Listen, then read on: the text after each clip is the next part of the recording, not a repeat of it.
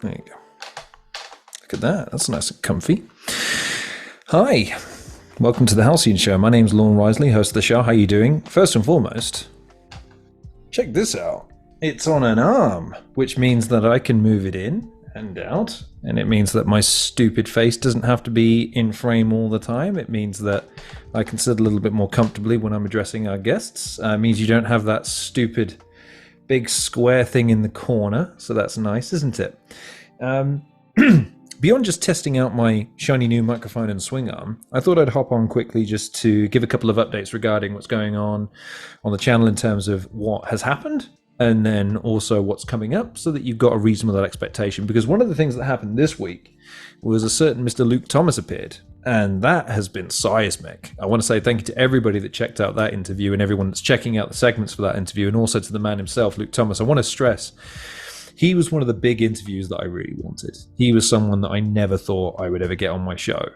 And the fact that he took not only the time, but 45 minutes out of his day to answer the stupid questions of some dipstick in the Midlands in the UK, when he's in the middle of a million different things projects-wise in terms of his MMA coverage, was something that really meant a lot to me as a fan, but also to my channel. So for everyone that's tuned in to that and subscribed as a result, I want to say thank you. I will preface though that he was an outlier. I don't anticipate that we'll have many more MMA journalists on the show, or anyone within the MMA sphere, because it's something that I'm not overly familiar with. We had Tommy Toehold on, and I have a couple of ideas for a couple of other people, but I just wanted to kind of lay out the expectation that the point of the interview series is to talk to content creators, performers, artists, writers, academics, people that I think deserve to be emulated in some way, and that won't always be people who you've necessarily heard of.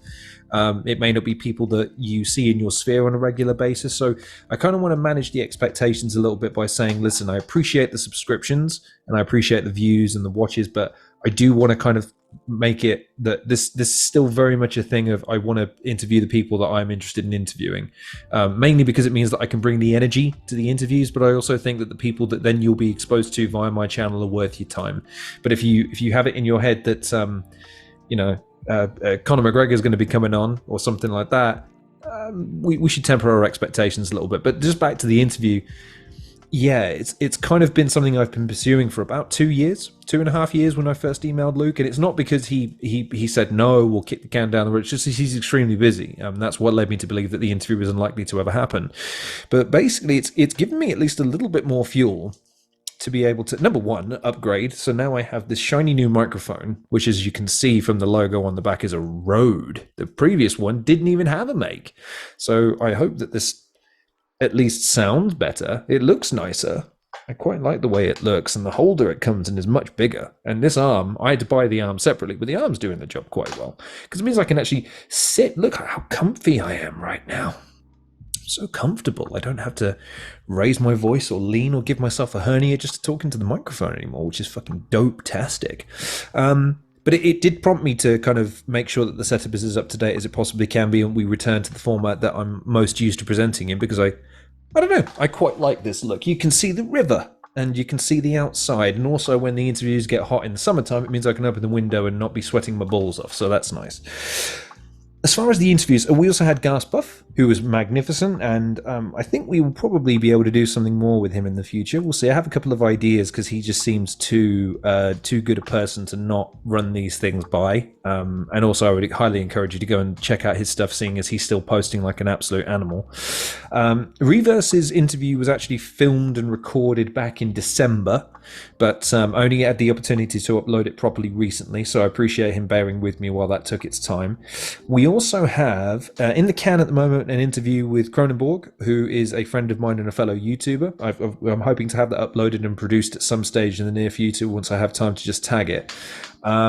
Frankie Fraser was another one who, just for people who don't know, is a battle rapper. Very highly respected battle rapper who we did record an interview, but because of an issue on my side with the recording setup, we didn't record his audio. My audio was clear and crystal. His, on the other hand, was completely muted. So I've had to ditch that interview for the time being, but he said he'd be willing to give it another crack at it, and he's another person I'd be really fascinated to talk to. O'Shea has agreed to come on. We had to push that back. We originally penciled that in for a week just gone, but we've had to push it back for a couple of different reasons, and that hopefully will be in the can at some stage in the future once we found a time that's good for both of us. So that's cool, and it's really awesome that he's agreed to come on. He's someone that I've got quite a few different types of questions given his longevity and how prolific he is within the battle rap sphere. Bobby Rex is another one that I would really love to get a hold of. But the other reason I wanted to kind of hop on as well and talk about the future of the channel is because, as you may have seen if you follow me on social media, is I've thrown another couple of Hail Marys at targets that I think people may have thought I would have given up on. So Shotty Horror and Luna C. Not only have I thrown down the gauntlet again to see if I can get them back on the show, but I have reached out to them directly again to say, listen, what's it going to take? What can we do to try and make it more of an enticing prospect? And I think the only other thing I can do in the meantime is to appeal to you, the audience, right? I don't want you to hassle anybody. I don't want you to harry anybody. Not that I would say that you would, but I just want you to make sure that if it's something that you want, that you let them know. And that doesn't just go for those two. Those two are on my list. There were 3 other names that I mentioned at the beginning of the year. One of them is Commander Sterling, Stephanie Sterling of the Jimquisition, who is someone I've been fascinated to talk to for a very, very long time. But just very, very difficult to get a hold of. But I'd be fascinated to ask them so many questions concerning the gaming industry, their own journey within it, professional wrestling and that sort of stuff. Along with that, obviously, Shotty Horror, Luna C. The other names that I'm trying to pursue at the moment are probably a little bit less known to you all, but again, these are just people that I'm really interested in talking to. There's a guy who runs a channel called Just an Observation who I think does fascinating work, and really love to get his thoughts at some stage. But the other thing I would like to say is that with regards to the interviews, I kind of want to make sure that I'm pursuing the kinds of guests that people would be interested in seeing my style of interview for. I am cognizant of the fact that when I have people on, I ask them different types of questions that they're maybe not used to. And maybe sometimes they don't find interesting, or they don't find, they don't want to go under the microscope in that way. They want to just talk about bombastic, on-topic things, or they want to be, they want to be in a certain frame of mind when they come into the show.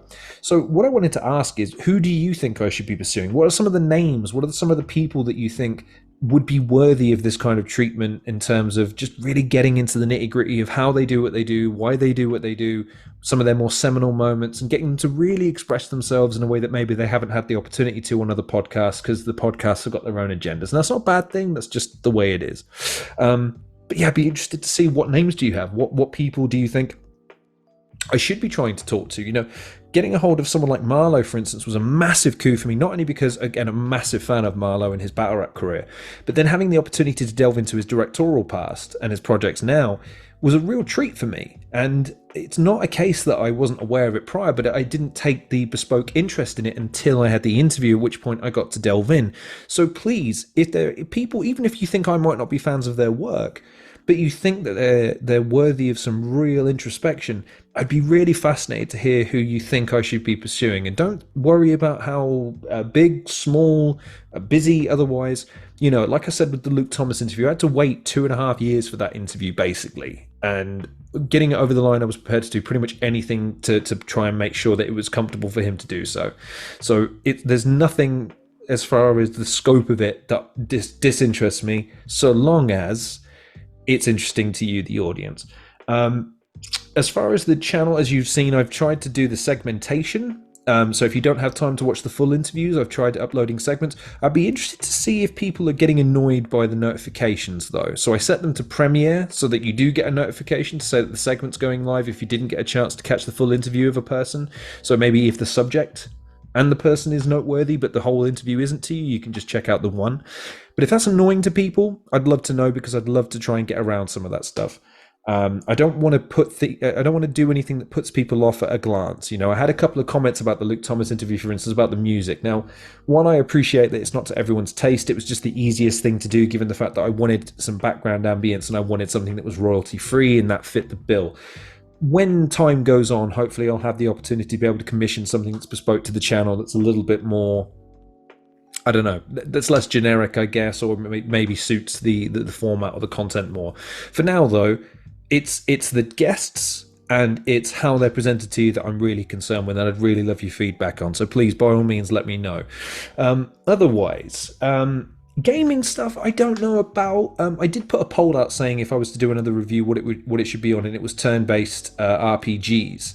I don't have any of those in my gaming library at the moment. The one game that I really want to get my hands on and look at, and would probably look to review it, is Cyberpunk Bomb Rush, I think it's called, which is it's the closest approximation to Jet Set Radio or Jet Set Radio Future that currently exists on the modern day consoles. And if only because I was a massive fan of Jet Set Radio Future, I can't tell you how much I loved playing that game and the soundtrack of it and the multiplayer facet of it with my friends.